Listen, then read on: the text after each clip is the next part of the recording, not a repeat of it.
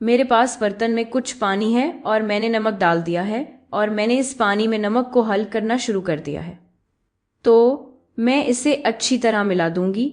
मैं कुछ देर तक हल करने की कोशिश करूंगी और जितना नमक हल हो गया है तो मैं थोड़ा और डालूंगी और फिर दोबारा हल करूंगी। ठीक है, मैंने सारा नमक हल कर लिया है।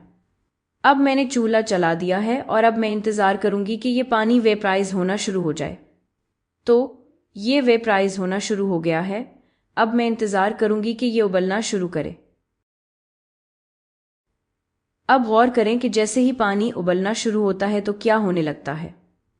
क्या आप देख रहे हैं कि नमक बर्तन के किनारों और ऊपर जमा हो रहा है? बिल्कुल वैसे ही जैसे आपके सामने नजर आ रहा है।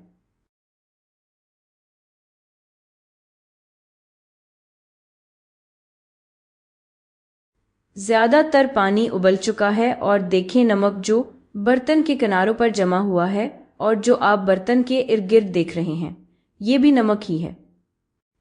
तो जो नमक आपने हल किया था, यही वही नमक है जो आपके सामने है। बर्तन के बाहर भी बर्तन के इर्द गिर्द जमा हुआ है। ठीक है, इस मौके पर मैं चाहती हूं कि आप सोचें कि क्या ये फिजिकल चेंज है या केमिकल चेंज। तो पता चलता है कि ये फिजिकल चेंज है क्योंकि आपने नमक से शुरू किया था और जो अमल हुआ और आखिर में फिर आपके पास नमक ही रह गया।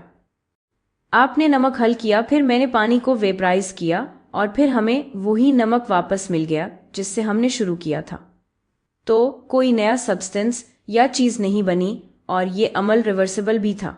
हम वही नमक दोबारा हासिल कर सकते थे जिससे हमने शुरू किया था। तो ये एक फिजिकल चेंज था। फिर पानी में नमक को हल करना एक फिजिकल चेंज है क्योंकि हम वही नमक वापस हासिल कर सकते हैं जिससे हमने शुरू किया था और कुछ भी नया नहीं बनता। अच्छा, अब एक और मिसाल देखते हैं। यहाँ मेरे पास एक मोमबत्ती है, मेरे पास एक लाइटर भी है। मैं इससे मोमबत्ती को जला सकती हूँ। मेरे पास मैग्नीशियम रिबन है और एक चिमटा भी है। तो मैं ये मोमबत्ती जलाऊंगी और फिर कोशिश करूंगी कि इस मैग्नीशियम रिबन को जला दूं। और मैं चाहती हूं कि आप गौर करें कि क्या होता है।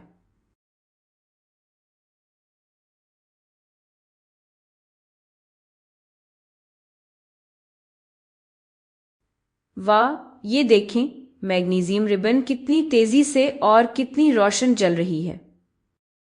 मोमबत्ती तो नजर भी नहीं आ रही। अच्छा, तो ये किस किस्म की तब्दीली थी? क्या ये फिजिकल चेंज था या केमिकल चेंज?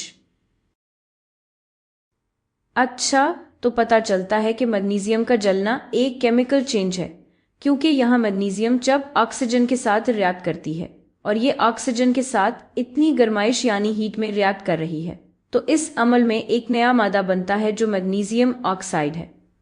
और आप बर्न्ड यानी जली हुई मैग्नीशियम रिबन से दोबारा असल मैग्नीशियम रिबन नहीं बना सकते जो पहले थी।